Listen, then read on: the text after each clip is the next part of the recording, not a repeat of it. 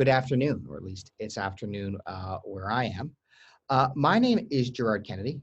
I am the chair of the Distinguished Visitors Committee here at Robson Hall at the University of Manitoba.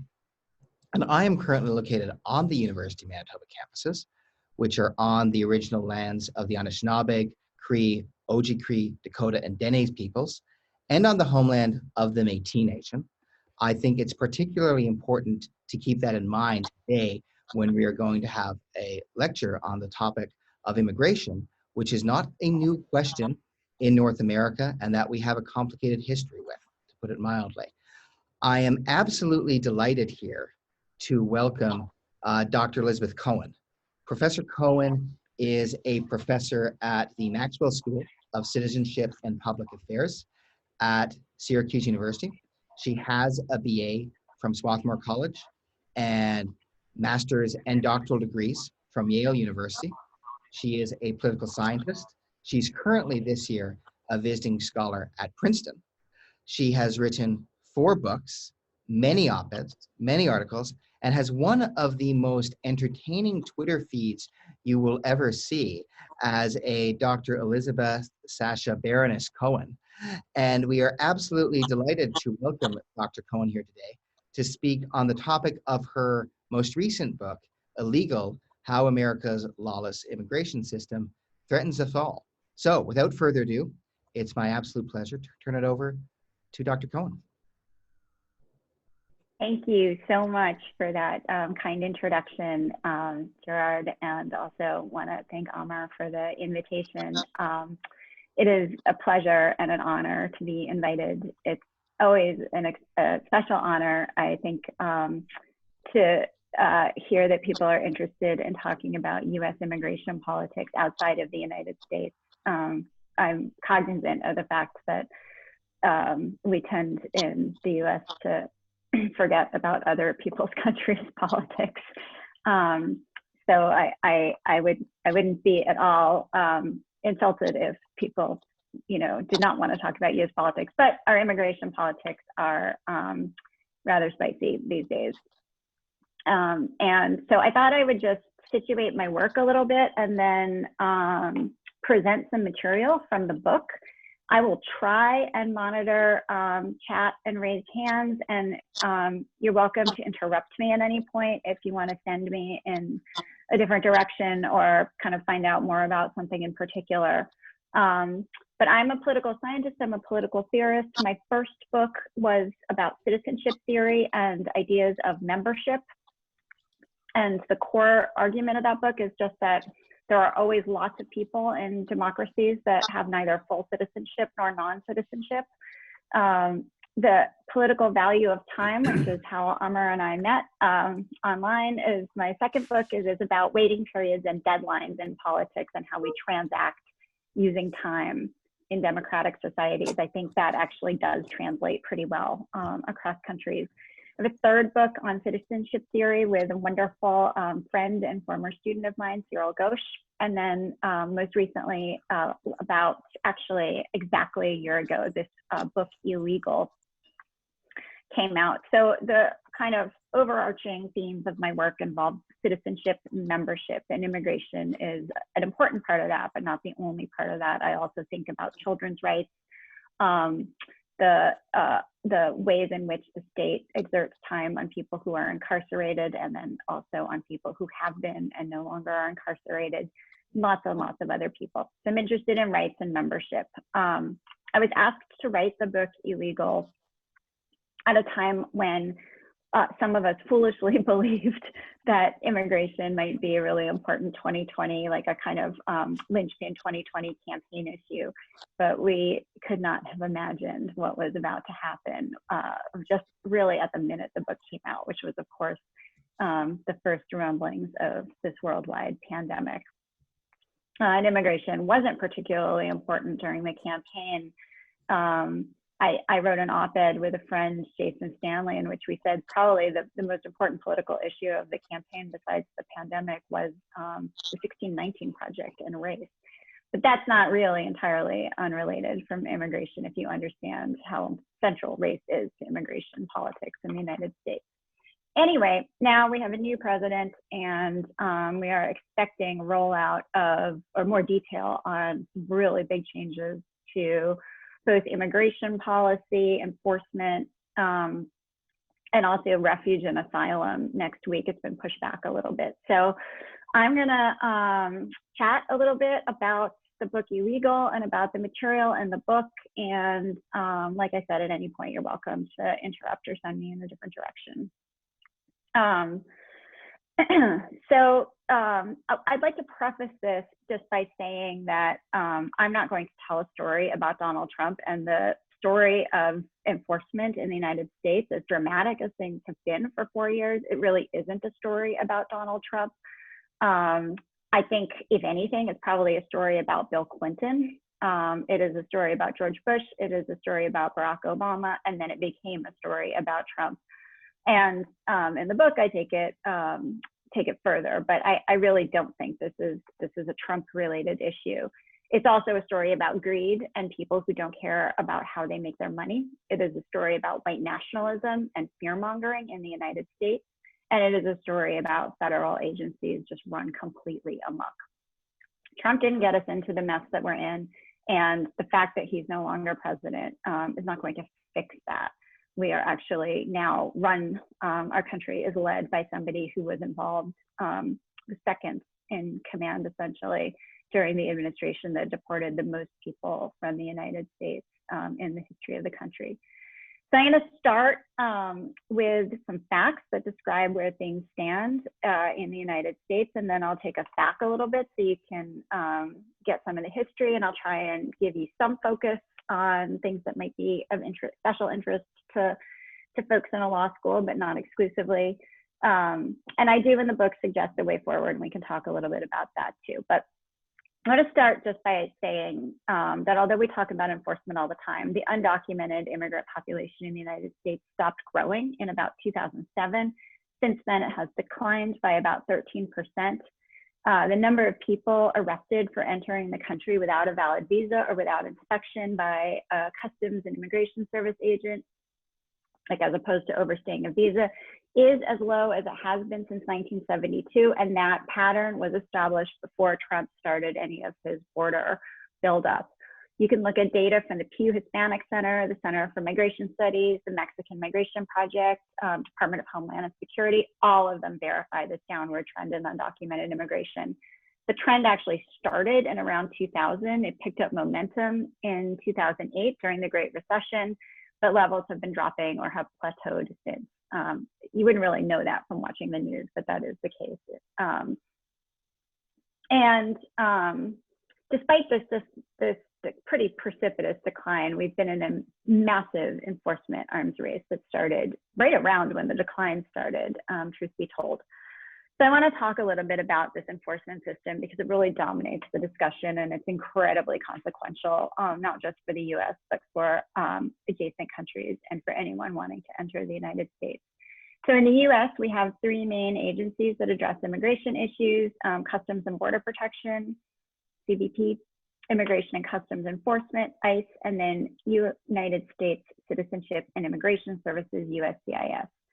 CBP works in a 100-mile deep zone around the entire perimeter of the United States, which means that 2/3 of the US population is in this zone. I'm in the zone right now because I happen to be in Syracuse, but I was in Princeton for the fall semester, and I'll be going back there. And they're, of course, also in the zone. Most people are in the zone. ICE polices the interior and deals with detention and most deportations, or a lot of deportations. And then USCIS is responsible for issuing visas, naturalizing folks, and dealing with what has been a very shrinking welcome mat that we extend to some people. The agencies are very new. None of them existed before 2002 when the Department of Homeland Security was created. Prior to that, we just had one agency, the INS, that did all of these functions. So it was both welcoming and doing the deportation. Let me talk a little bit about Customs and Border Protection. Customs and Border Protection is the largest federal law enforcement agency in the United States. It's larger than the FBI, the DEA, all other federal law enforcement agencies. It has about 60,000 employees. ICE is 20,000. has far more agents than the FBI. It is also a terribly run agency. I don't feel really like it's a big risk to say it's the worst run federal law enforcement agency. In 2014, the head of internal affairs in CBP decided to blow the whistle and said that post 9/11, the Border Patrol hiring surges had led to the recruitment of thousands of officers, and these are his words, unfit to carry a badge and gun. This actually turns out to have always been the case. Border Patrol agents have always been hired with less scrutiny than other law enforcement agencies. They're known for hiring, they have hired serial killers, people who are openly abusing substances on the job. All of this goes way back to the kind of beginning of the agency, its history. CBP agents are 5 times more likely than other law enforcement agents to have been arrested. They have been caught torturing people, illegally collaborating with armed citizen militias, which turn out to be really important in US politics, we're learning. These armed citizen militias believe that they are border police, so they're cosplaying, they're dressed up. They're not real police agents, but they think they are. When CBP gets caught, they tend to lie, evade internal investigations. They have evaded court orders as well. So they're really, really unaccountable and unpoliceable. ICE, Immigration and Customs Enforcement, is big and bad in some of the same ways and some different ways. Let me just give you like a kind of snapshot. In 1994, on any given day, the US held about 6,800 immigrants in detention. Last year, we had projections estimating that we had about 47,000 immigrants incarcerated on any given day.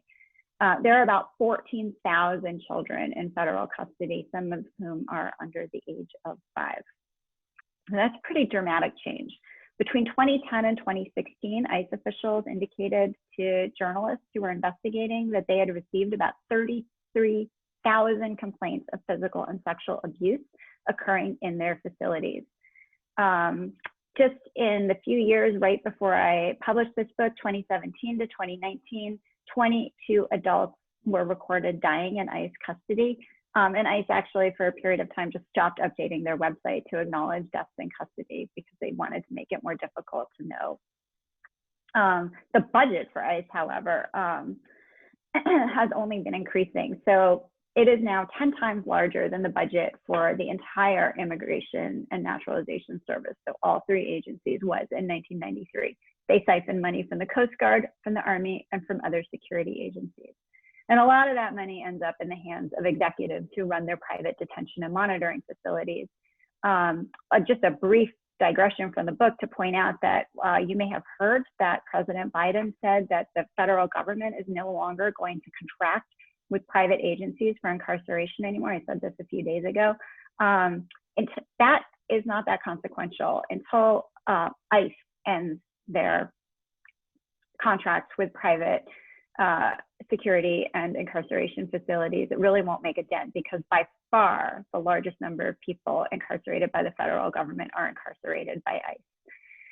In 2017, things got so bad for ICE that a group of employees in the sub-agency most directly responsible for security issues, so Homeland Security investigations, actually wrote to the then DHS secretary and said, would you separate us out? Would you take us out of ICE, even though this is a really big budget organization, because we are worried that the kind of malfeasance we see around us is going to tarnish our reputation and keep us from being able to do actual national security work.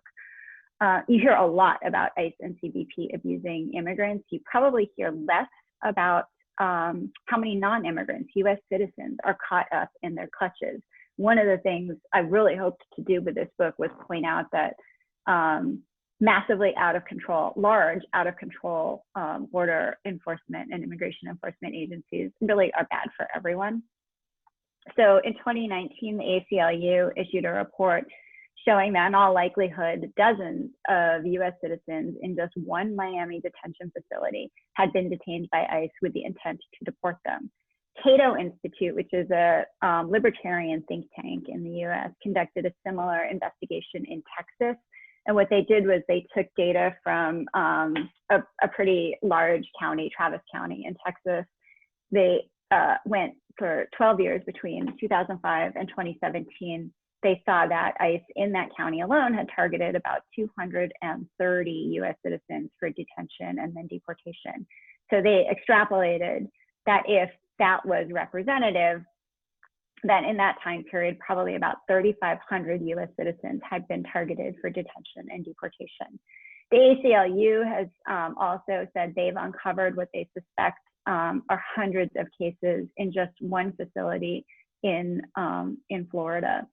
So it's something we don't have like, you know, a lot of information about, but it's very clear large numbers of US citizens are being targeted for deportation. There's a research clinic at Northwestern University that used FOIA, Freedom of Information Act requests, to uncover hundreds of similar cases. Some of them are still pending deportation. That's probably going to be slowed down now that Biden's in office, but keeping in mind that ICE has never been particularly accountable to its higher ups, we can't be sure.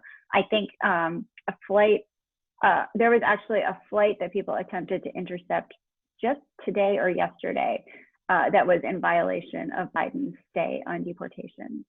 And the thing is, if you're deported and you are somebody who has, claim on being in the United States, once you're outside of the country, it becomes very, very difficult to get back in. A lot of people who are deported wrongfully are never able to reestablish their right to be in the United States. In some cases, they're fighting against really fully doctored cases, including false confessions. So it is not like an administrative inconvenience to be put on a flight out of the United States and then asked to prove from outside the country that you have a right to be inside the country. I want to step back and look at the crisis and historical context a little bit. We talk a lot in the United States about being a nation of immigrants, but there's really no history demonstrating that we've ever been completely comfortable with the idea of the immigrants who are entering the country at that particular moment. So we love to romanticize our past, but at every present moment, there seems to be lots of concern about immigrants coming into the country. Yesterday's immigrants are somehow always better, smarter, eager, more able to become Americans, and often in our heads whiter than they were when they were actually greeted at the borders of the country.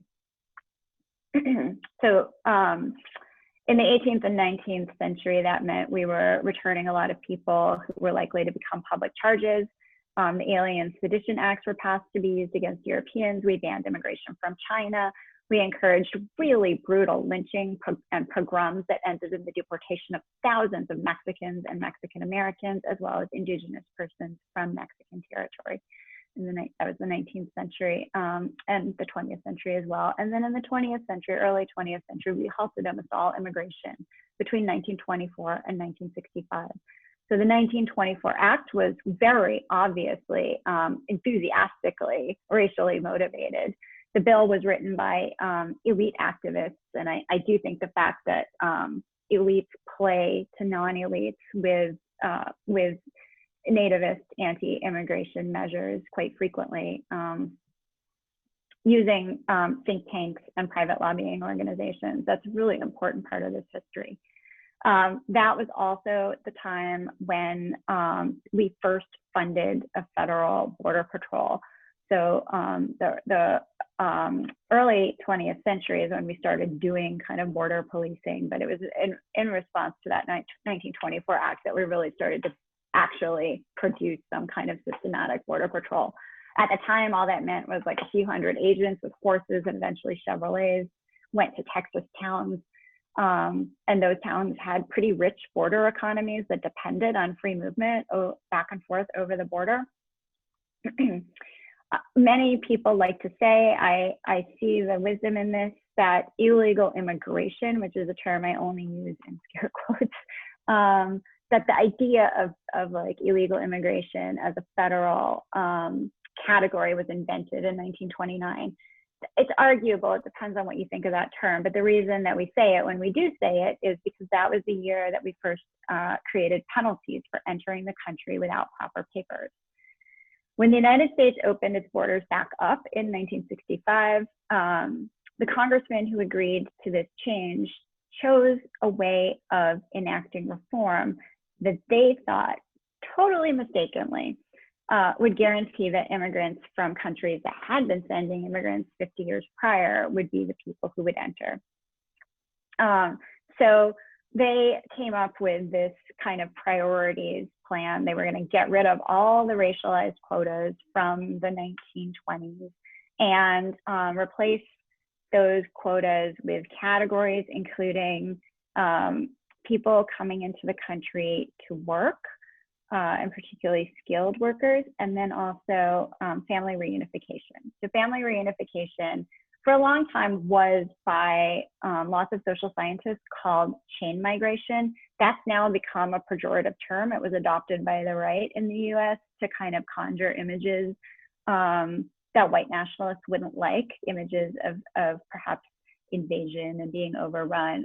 The term itself did not initially mean that, but family reunification was supposed to be an ethnic stabilization measure to promote European immigration. It was supposed to be a means by which the immigrants who had entered the country before the stoppage in 1924 would be able to sponsor their family members, maybe people from Germany or Ireland, you know, Scandinavia,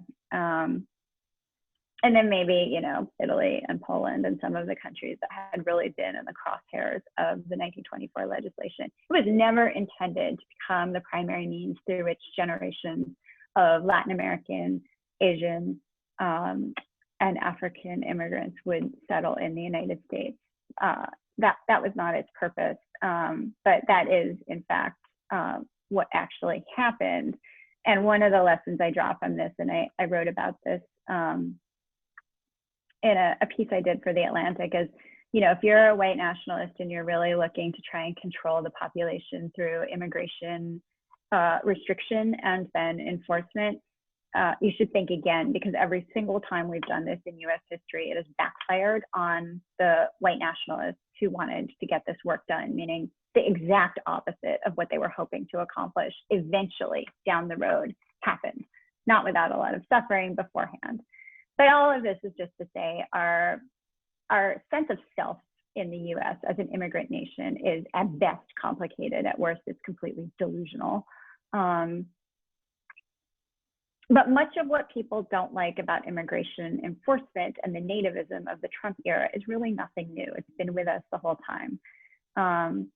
You know, one thing I'd like to kind of point out as an aside, despite our skepticism about immigrants in the United States, we've always had a means through which immigrants could become citizens. And we know about the part of this that affected authorized immigrants. The US is really the first country, the first established democracy where mass naturalization has contributed a really large portion of the population, and where naturalization has offered its recipients something that really is almost identical to natural born citizenship. Not fully, because as we're learning, people who've been naturalized can be denaturalized, and it's happening more and more. But something close, which hadn't really happened before the Naturalization Act of 1790 in the United States. So if you look at what it meant to be naturalized in other countries that had procedures for something called naturalization, the kind of membership that was being offered was not quite as close to full natural born citizenship as what was being offered in the United States. But that makes our political boundaries permeable in a way that was relatively new at the time. And one of the things I find really interesting is, like, I went back and looked at the debates about those naturalization rules and like what people were saying when they were discussing like what should we require of people in order to gain US citizenship if they haven't been born with US citizenship. And to be clear, we were talking about white immigrants, and that there was a very narrow definition of what a white man was. But there was really very little doubt in the people and the legislators who were discussing this in their head that if you did come into the United States and you were a white immigrant, that you ought to have a way to become a citizen. And it wasn't just generosity. There was a mindset to this, which was, we're going to need to settle the country because this was a project. This was an imperialist project happening. And what you wanted to do is settle the country with people who are really committed to the country and committed to democracy. And how do you know if somebody's committed to the country and committed to democracy? Well, you ask them to commit to staying and being a citizen, right? So, I mean, it's very intuitive. It makes sense. That was who the early congressmen sought to actually attract into the United States. The idea was not to let in a bunch of non-citizens, foreigners, who would want to make money, remain totally indifferent to everything else going on around them, and then leave and go back. There was actually a word for somebody who plans to stay and be committed. We called them intentioners because their intentions were to become U.S. citizens and to love the laws and love the country and make it their own. So they're talking about this, right? Like, we want intentioners, and they say to themselves, like, well, we're not going to get intentioners into the United States if we make them wait a really long time. Nobody's going to want to wait. Nobody who loves democracy is going to want to wait for their rights. Plus, that makes us look bad because we just got out of a situation where we were demanding our rights as Englishmen and being refused, and we'd be doing the same thing. So they go back and forth, and they settle on a waiting period of initially very short, then they kind of settle in at 5 years, which is really standard. 5 years of time in the United States, continuous residence, as we like to call it. And that's in general remain the primary barrier one has to overcome before naturalizing. If you have a green card, if you have permanent residency in the United States, and you can document your continuous presence, then you can naturalize and become a citizen. We've had racialized barriers for non-European naturalization for most of US history. The most prominent of these kind of were racialized laws against people of African descent and of Asian descent becoming US citizens. But some stuff changes in the 20th century. So first of all, in the 20th century, after we start restricting people from coming into the country on kind of generous intentioners terms, we start to create a lot of what immigration lawyers would call non-immigrant statuses. And if you've visited the United States without the intention to stay, you have had one of these non-immigrant statuses. So you might come in on a tourist visa, you might come in on a short-term work visa. We started this trend in earnest in 1943. We'd had short-term workers in the United States before, but the terms had not been made as explicit. But in 1943, we initiated something called the Precarity program, which was intended in part to make up for labor shortfalls caused by the 1924 legislation that had stopped people who wanted to work in the United States from coming. So the Precarity program and then something called the H-2 visa program brought Mexican and Dominican workers to the United States for short-term stints of primarily agricultural labor. Employers sponsored the worker contracts, and they were responsible for the return of the workers to their countries of origin upon the conclusion. The work conditions were nothing short of slavery. We've actually called it legalized slavery. There were no worker protections, no protections against things the employers would do to them. They were tied to those employers for their status in the United States. They were not even usually allowed to simply go and visit their families during an emergency without very, very special permission. The Precarity contracts were short. The mechanisms for returning the workers recruited into the program were very clearly spelled out ahead of time, along with the implication that employers would be penalized if the conditions of return were violated. So these were very openly, we would like your labor, but we do not want you to stay. No intentioners welcome, right? Not anymore. That's a momentous break, I think, with past practice. Not all past practice, but with the larger narrative that what we wanted were people who were willing to invest and become citizens, because a temporary worker by definition can never be an intentioner. Temporary immigration just goes on to become a permanent and pervasive part of US immigration law and the US economy after that. We come up with not only a really kind of wide variety of guest worker statuses and a permanent guest worker system in the United States. If you hear speculation about what will Biden do, there's certainly lots of humanitarian measures at the outset, but lots and lots of people are pretty sure that he will expand the short-term work visas available to people who want to come to the United States, but other things too, the Fulbright-Hays program, student visas, J-1 visas for cultural exchange and study. All of these ways that you can not be an intentioner start to crop up. And also undocumented immigration, huge numbers of undocumented immigrants keep picking up in the United States, creating this other kind of precarious pathway for being temporary, because of course, if you're undocumented, not only is none of your time for any of these folks in the country is accruing toward the opportunity to naturalize, but if you're undocumented, you're in constant fear of being deported. So your temporariness is kind of brought home to you during every waking hour. I think the thread linking almost all of these short-term statuses is that they fill needs in the labor market. The work is often, not always, but often very poorly paid. Much of it is undesirable, unsafe, poorly regulated, and unprotected labor. And it's just like once it became a possibility, the country and the economy became hooked. And the idea of thinking about immigrants as future citizens really disappeared. So I think the story of the 20th century was one in which we transformed a country where a legal boundary between citizens and non-citizens was permeable into a country with a lot of foreign-born residents whose legal status will prevent them from ever becoming citizens. And so that makes it almost a foregone conclusion that the story of the 20th century is also one of enforcement. So we can talk about the fact that the Trump administration wanted to, and really essentially did, close off opportunities for asylum seekers. The refugee cap was set at I think around 15,000, which is a historic low. We can talk about the Muslim ban.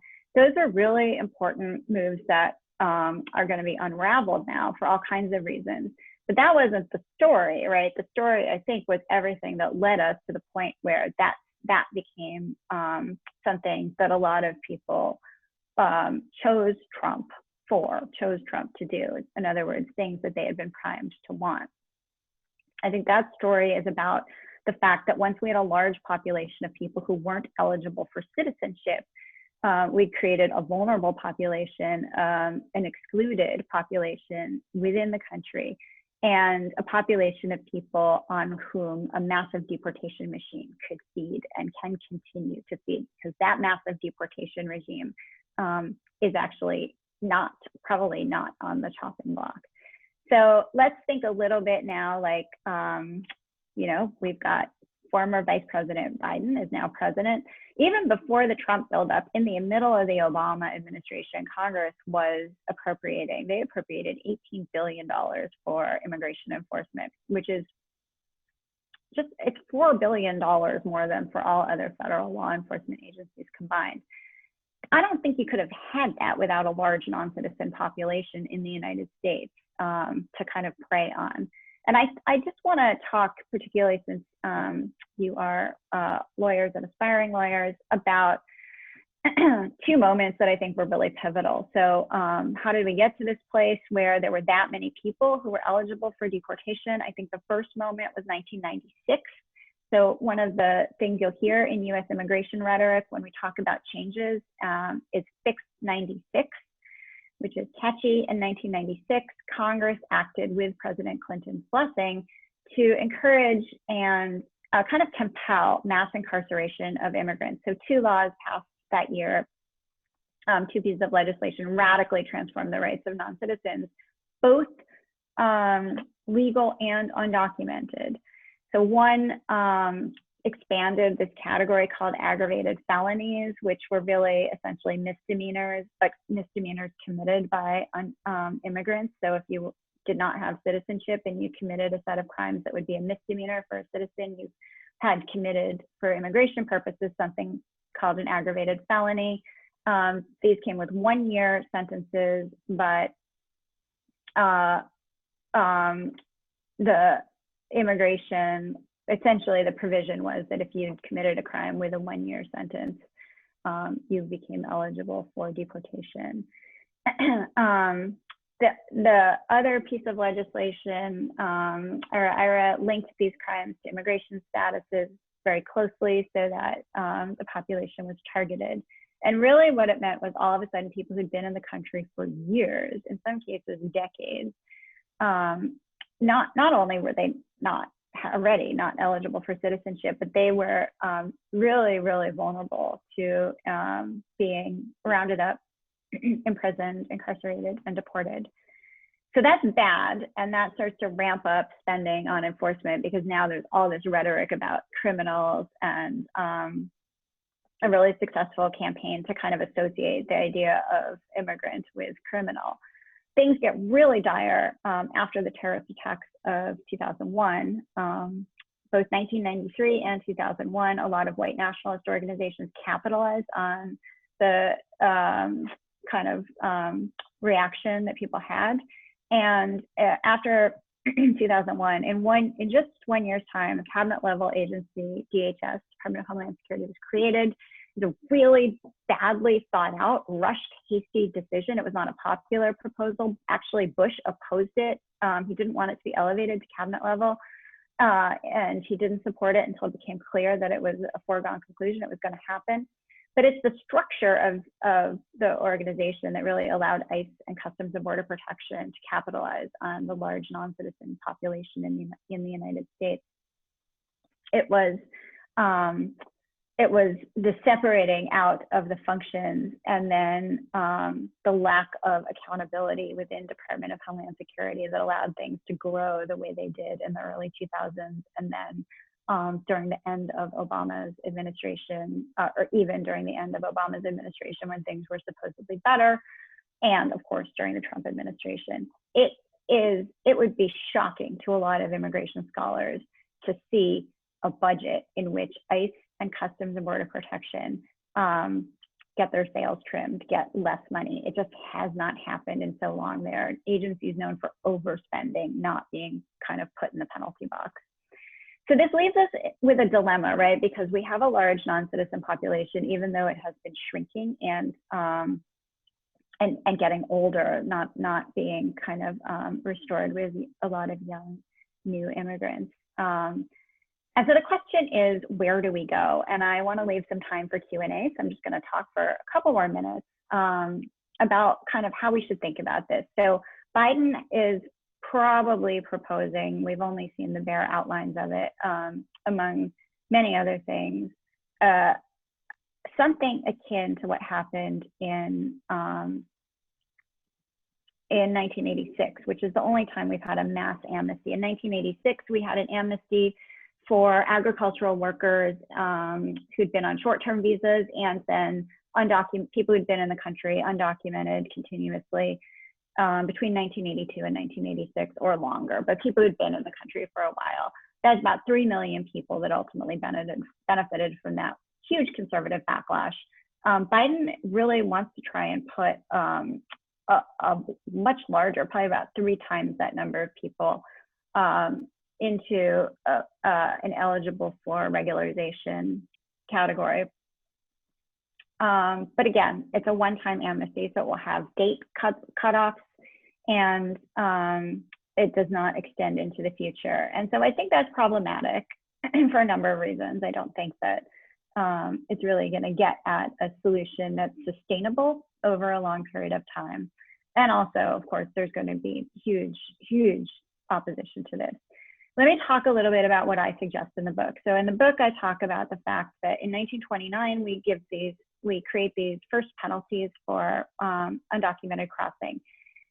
Another thing happens in 1929 that gets almost no attention, and that is relief for people who had been present for a long period of time. So again, this idea that if you've been in the country and kind of shown your commitment to the country, it's not just like unfair to kick you out of the country or make you vulnerable or make you live in limbo in an undocumented position.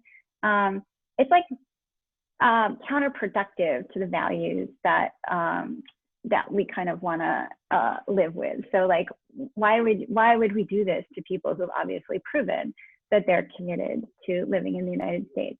Hard mentality for us to absorb, but this was the mentality. That provision is called registry, and it just said if you've been in the country undocumented since this date, started out with 1921, and you've been living a citizenly life, you know, doing things as a citizen would, that you become eligible for regularization. We've updated the date, so 1929 isn't going to help, or sorry, 1921 isn't going to help anyone now. We've updated the date 4 times. The last time we updated it was 1986, and the date stands at 1973. So that's not helping that many people now. But when I went back and looked at the debates about registry, I noticed that each time, even when we were updating the registry date during pretty nativist moments, there was this idea that the people we knew that had been here for a while were kind of becoming members, and that we had to recognize that. So we had to recognize residency.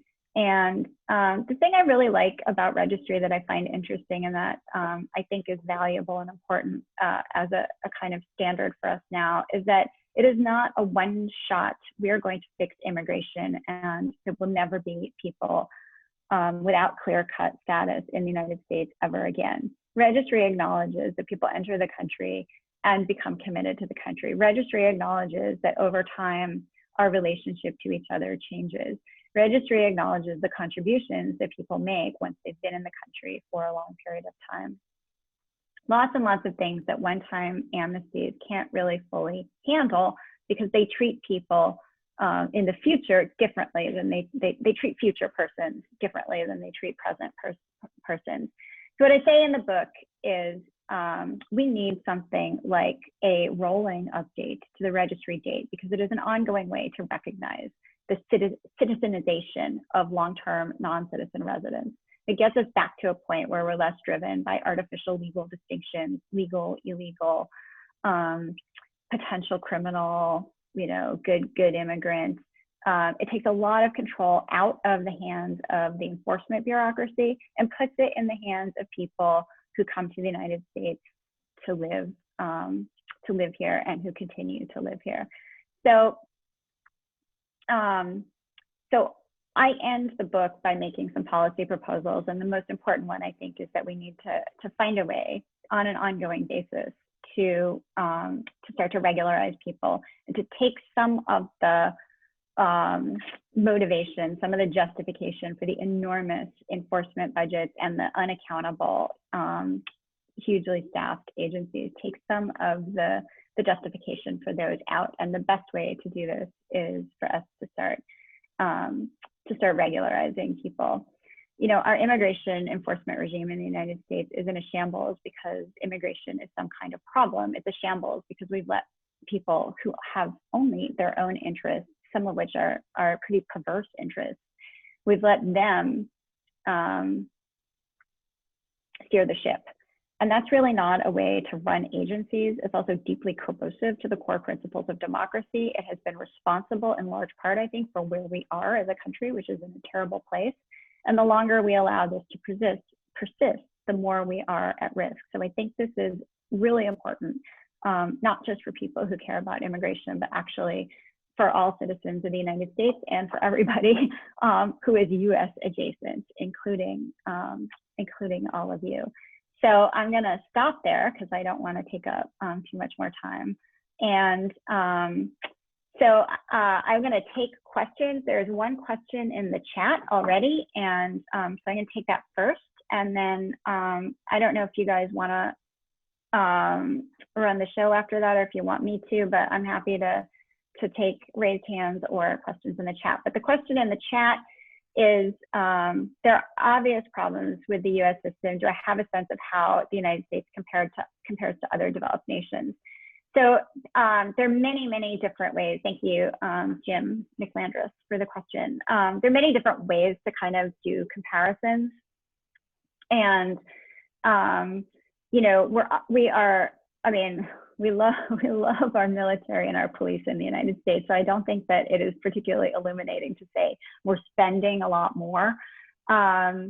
In the United States, because we have a long land border with Mexico, which has been a conduit for a lot of people to enter the country, less so our long land border with Canada, although because I'm close to it, we certainly see Customs and Border Protection working here all the time in our bus and train stations.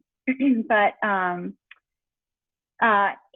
Europe, I think, provides the best comparison. And in European countries where a lot of refugees and asylum seekers have tried to enter without permission, you do see a buildup of enforcement apparatus. It does not, I think,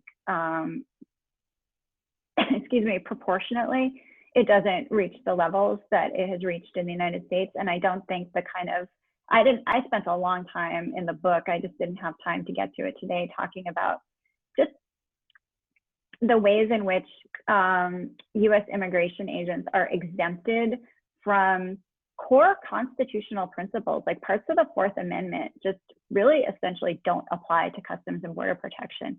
And those types of liberties, I don't think you can kind of compare other Border Patrol forces and immigration enforcement to other countries. So, so in that sense, I would say we're in a league of our own. We've achieved. David Asper, when you separate mythology, the romance of Nation of Immigrants from the reality, I'm curious about how your American students react. So that's a great question. Thank you. It's changed over time. So I've taught immigration politics for 15 years, and it was much harder to persuade people of the kind of the fact that just the kind of false nature of we're a nation of immigrants 10 years ago than it is now. I think now my students are, for the most part, really concerned about not only kind of the way we're treating our neighbors and our friends and people we're living amongst, but I think they kind of get a sense that our international reputation is suffering because there is very obvious, you know, hypocrisy in play, and because you know, we look, you know, if you have undocumented immigration, you may get the sense that, you know, something's not quite in the control of the state in a way that's uncomfortable. But now it's not, you know, the case that we've gotten one thing under control, but we have another problem. Everything is now our police and our borders look as if they're not particularly well controlled, and that makes students uncomfortable. I do get some students who are very skeptical about the idea of fairly open immigration, and those are conversations in which, you know, you have to really undermine or kind of get at intuitions that are deeply, deeply rooted, and talk to people about realities that go against their intuitions, like, you know, regularizing, giving people citizenship, you know, massively expands GDP by all projections, which is just not, you know, makes it people essentially better off. That's not something a lot of people who are nativists are prepared to hear, even though it's pretty well documented. Audrey Macklin, you have a question? Yeah, hi, thank you for a really interesting presentation. I appreciate it. My question, I'd like to hear more about your registry option. And it does remind me of an initiative that used to exist in France, which is a kind of rolling registration. And in Canada, you have the people without status could apply for something called humanitarian and compassionate discretion as well on a rolling basis. But the question I want to pose is, how, in your model, how performative is this? And the reason I ask is that anything that measures beyond the passage of time will introduce bureaucratic discretion. And with that will come heightened restrictionism and so on. So anything that imposes either a deadline or anything that is performative will do that.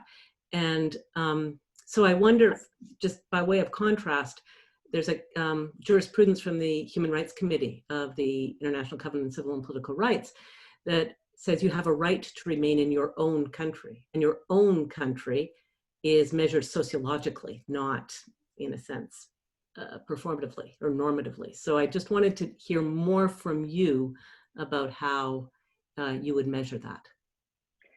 That's a great challenge. So I guess I'll give a partial answer and then just ask one clarifying thing so I can make my response more satisfying. I think it is good to separate out the right to remain. So we also have opportunities in the US, and I suspect you know this pretty well. We also have opportunities in the US to get either a kind of non-prioritized deportation status or to get relief, meaning like you're not really here legally, but also nobody's going to deport you. In other words, a right to remain, kind of, like for now anyway. And you know, I understand why I take a pretty statist and citizenship centric position. I understand why that's troubling within some of the human rights discourse, because it gives power back to the state, and the state creates all kinds of administrative burdens. And those are, I mean, in immigration law in the United States, administrative burden is absurd. So I really don't want to kind of hide from that. But I also just don't think that I've yet seen a regime in which there are people with citizenship and people with protection from some of the things that happen to non-citizens that is really actually fully protecting non-citizens and that guarantees them protection in perpetuity. So I still kind of am myself pushing for the idea of opportunities to naturalize, because I don't see the strong enough protections for non-citizens that can't be discretionarily taken away. There's just, to me, even for naturalized citizens, right, we're now seeing that,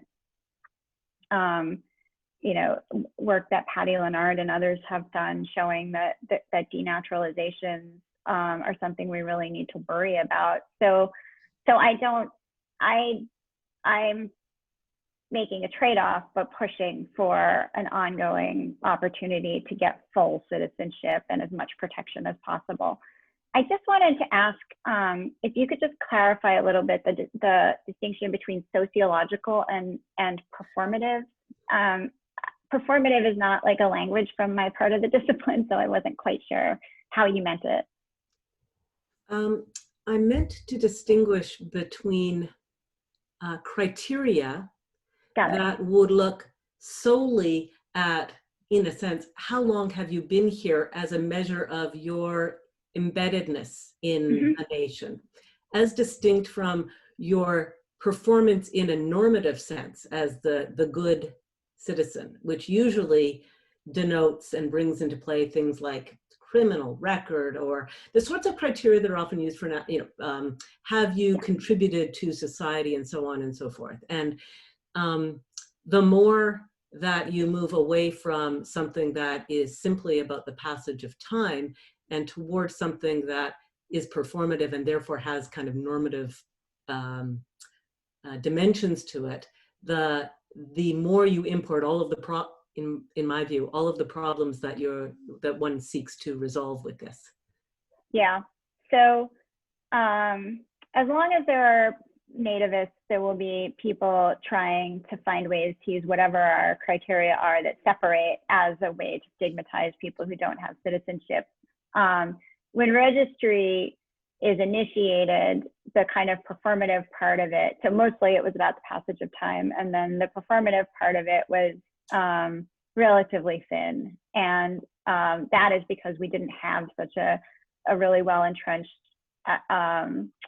discourse about criminality. There was lots and lots, like the Dillingham report, there was lots and lots of studies about all the things that were not good about the recent wave of immigrants. But I really think the kind of innocent versus bad immigrant versus good immigrant discourse gets even more potent after the 70s, and then again it takes another leap after the early 90s. In my book about time, I talk about temporal formula in which there's performative kind of qualitative measures and quantitative measures. But of course, the ultimate argument is that the more we can rely on time, and the better we can, or the more we can treat everybody's time kind of fair, equally. Similarly situated people's time gets treated similarly. The more likely we are to be able to regularize, to naturalize more people, and to do so in ways that don't discriminate. But, you know, once we have citizenship, we're discriminating, right? So I'm not suggesting it is as perfect as everybody has rights wherever they are. Thank you. Thanks. Thank you for the question. Thank you very much for all the great questions. We have 1 minute left. We started late. So does anyone else have a final question?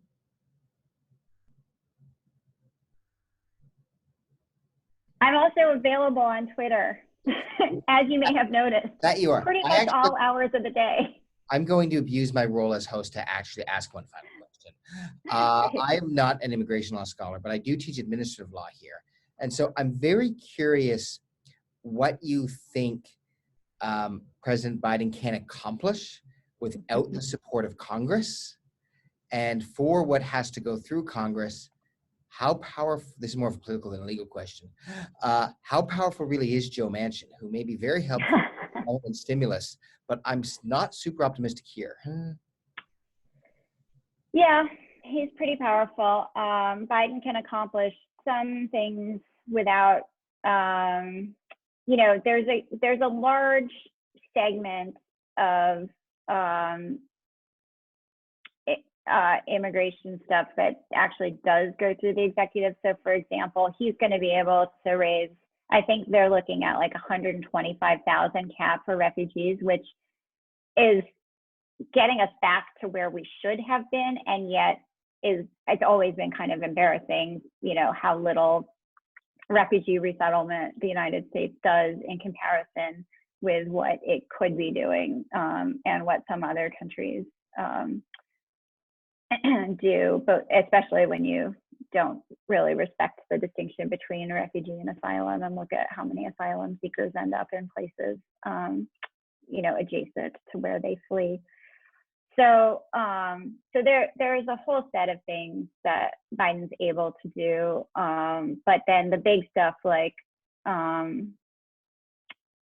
changing caps, that might be manageable. The amnesty or any kind of regularization program is going to be the sticking point, because the right in the United States has made this, you know, just an absolutely untouchable, toxic issue. The idea that people who they have painted as lawbreakers, even though, you know,